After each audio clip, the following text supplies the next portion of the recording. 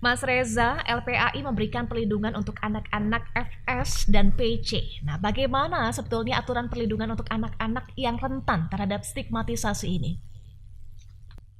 Saya percaya terhadap itikat baik LPAI, tapi kalau LPAI tanda petik tergesa-gesa atau begitu bersemangat untuk memberikan pendampingan kepada anak-anak FS dan PC, menurut saya terlalu prematur.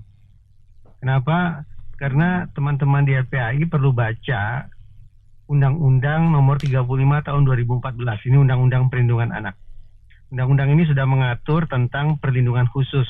Nah, kalau bicara tentang perlindungan khusus bagi anak, ada sekian banyak anak-anak, ada sekian banyak kategori anak yang memang harus mendapatkan perlindungan khusus, jadi bukan perlindungan biasa. Nah, salah satu kategori anak yang mendapat perlindungan khusus adalah anak-anak yang mengalami stigmatisasi atau mengalami labelisasi akibat perbuatan orang tuanya. Alhasil, kalau kita asumsikan bahwa perbuatan FS dan PC adalah perbuatan yang buruk dan menjadi musuh masyarakat, maka agar anak-anak FS dan PC tidak ikut kena getahnya, maka negara harus hadir memberikan perlindungan khusus. Baik, ada 2 poin tadi disampaikan oleh Mas Reza. Pertama, terlalu prematur. Kedua, ada aturan perlindungan khusus yang akan diberikan. Saya akan bahas dulu yang pertama, terlalu prematur. Kenapa Anda menyebut terlalu prematur, Mas Reza? Undang-Undang Perlindungan Anak sudah menentukan secara eksplisit, jadi tinggal dibaca saja, bahwa pihak yang berkewajiban dan bertanggung jawab, nah itu dua tuh, berkewajiban dan bertanggung jawab, secara berurutan adalah 1. Pemerintah pusat, 2. Pemerintah daerah, 3. Lembaga negara lainnya. LPAI bukan pemerintah pusat, pun bukan pemerintah daerah, atau juga bukan lembaga negara lainnya. LPAI adalah lembaga representasi masyarakat. Alhasil, LPAI selaku lembaga representasi masyarakat bukanlah pihak yang diembankan kewajiban dan tanggung jawab itu. Jadi betapapun itikadnya sekali lagi saya yakini baik, tapi semestinya LPAI memberikan kesempatan terlebih dahulu kepada pemerintah pusat, kemudian memberikan disposisi kepada pemerintah daerah dan juga lembaga-lembaga negara terkait lainnya agar hadir selangkah di depan merealisasikan perlindungan khusus bagi anak-anak FS dan PC. Nah, kalau kemudian masyarakat dalam hal ini dari LPAI langsung hadir, nah jadi pertanyaan kita semua, lantas pemerintah pusat, pemerintah daerah, dan lembaga negara lainnya perannya apa? Gitu. Baik, Anda melihat ada upaya potong kompas di sini, Mas Reza? Ya, potong kompas yang andaikan nanti berefek positif bagi anak-anak FS dan PC, tapi tidak konstruktif bagi terrealisasinya amanat undang-undang itu sendiri. Baik. Nah, sebetulnya kalau melihat aturan undang-undangnya yang sudah ada, perlindungan khusus seperti apa yang seharusnya diberikan untuk anak-anak yang rawan labelisasi atau stigmatisasi tersebut? Ada 3 bentuk perlindungan khusus yang secara spesifik diberikan kepada kategori anak semacam ini. Pertama, konseling, 2, pendampingan sosial, dan yang ketiga adalah rehabilitasi sosial. Nah, 3 itu yang harus secara bahu-membahu dilakukan oleh pihak-pihak yang tadi saya sebutkan. Dalam konteks itu pula, sekali lagi, walaupun saya menaruh kepercayaan terhadap niat baik Mabes Polri, tapi saya juga bertanya-tanya, di mana ya relevansinya Mabes Polri turun tangan untuk memberikan konseling, memberikan pendampingan sosial, dan memberikan rehabilitasi sosial bagi anak-anak tersebut yang sekaligus merupakan anak-anak tersangka pelaku kejahatan. Anggaplah bahwa di Mabes Polri ada Biro Psikologi, tetapi sepanjang pengetahuan saya dari praktek-praktek sebelumnya, Biro Psikologi semacam itu ditujukan untuk kepentingan pemeriksaan, bagian dari proses investigasi, bukan untuk memberikan perlindungan khusus bagi anak-anak yang mengalami stigmatisasi, yang sekaligus juga merupakan anak-anak tersangka pelaku kejahatan. Jadi muncul presiden yang patut dipersoalkan.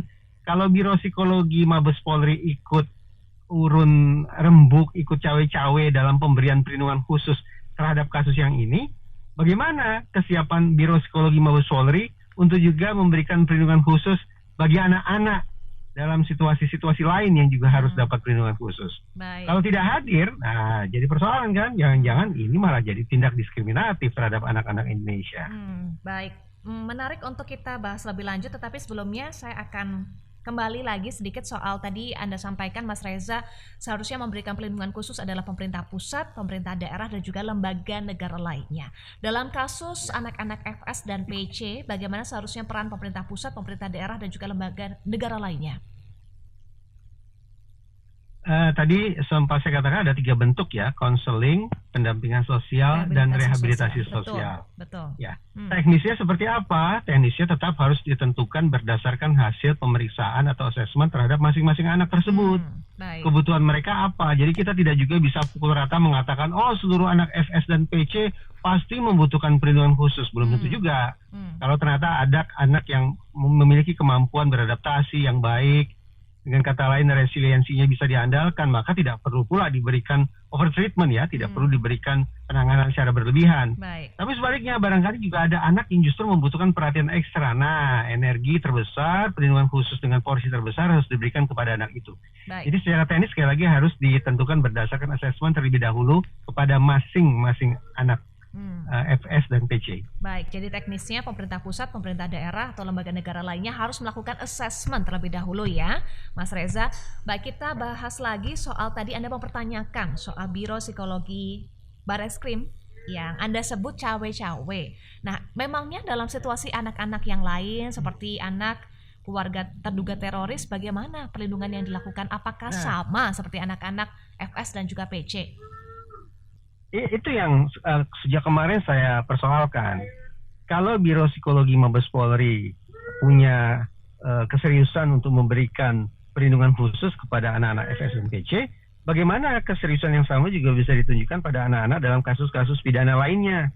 Misalnya, berulang kali saya baca di pemberitaan bahwa anak-anak terduga teroris pun kena getahnya. Baru terduga teroris pun anak-anak itu sudah kena getahnya.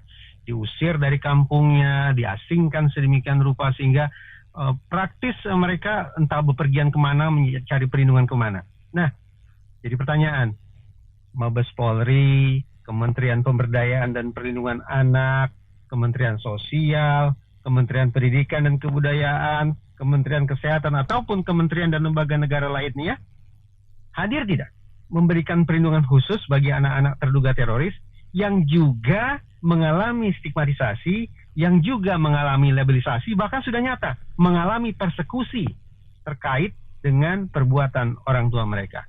Kalau ternyata negara, yaitu pemerintah pusat, pemerintah daerah, dan lembaga negara lainnya tidak hadir dalam penanganan anak-anak terduga teroris yang terusir, yang dipersekusi tersebut, maka patut bagi masyarakat untuk membangun sebuah simpulan yang harus bisa dipatahkan, bahwa jangan-jangan memang sudah ada pengistimewaan ini terhadap anak-anak FS dan PC, sekaligus jangan-jangan sudah ada ini tindakan diskriminasi terhadap anak-anak lainnya. Ini harus dipatahkan dengan cara membuktikan bahwa perlakuan negara tidaklah diskriminatif.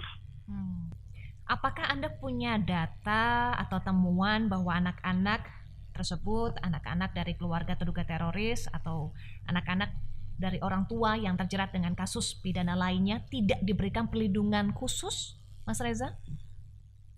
Saya tidak punya data spesifik karena boleh jadi kasus-kasus semacam ini lebih ditangani secara tertutup karena dianggap sebagai hal yang mengganggu kenyamanan keluarga. Mereka lebih mengedepankan privasi, mereka lebih mengedepankan cara-cara untuk berlindung dari atensi publik.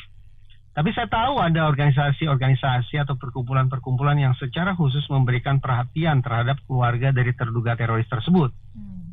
Jangan salah tafsir, saya tidak sedang memberikan dukungan ataupun endorsement terhadap aksi terorisme, tidak. Tapi kita harus secara bijak memisahkan antara kasus terorismenya dengan isu perlindungan anaknya. Nah, silakan dicek lah. Semestinya justru pertanyaan yang sangat bagus itu bisa dijawab oleh misalnya Kementerian Sosial. Kementerian Sosial punya tidak data tentang di mana gerangan keberadaan anak-anak terduga teroris? Apakah mereka mendapatkan santunan dari keluarga? Apakah mereka tetap bisa melanjutkan pendidikan dan seterusnya? Semestinya jawabannya iya. Kenapa? Karena sekali lagi anak-anak terduga teroris juga masuk dalam kategori anak-anak yang dapat perlindungan khusus. Bahkan kepada mereka jangan-jangan bisa dikenakan 2 kategori sekaligus. Pertama, yaitu kategori anak-anak yang mengalami stigmatisasi akibat perbuatan orang tua mereka. Dan yang kedua adalah kategori anak-anak yang tersangkut jaringan terorisme. Undang-Undang Perlindungan Anak tidak memberikan definisi atau uraian yang jelas tentang kata tersangkut tersebut, tersangkut jaringan terorisme. Alhasil, terbuka ruang bagi negara untuk tetap melakukan kebaikan bagi anak-anak terduga terorisme, agar hak-hak anak mereka multidimensional sifatnya juga bisa direalisasikan oleh negara. Baik. Tadi Mas Reza sempat singgung, dugaan tebang pilih ini, diskriminasi ini harus bisa betul-betul dipatahkan.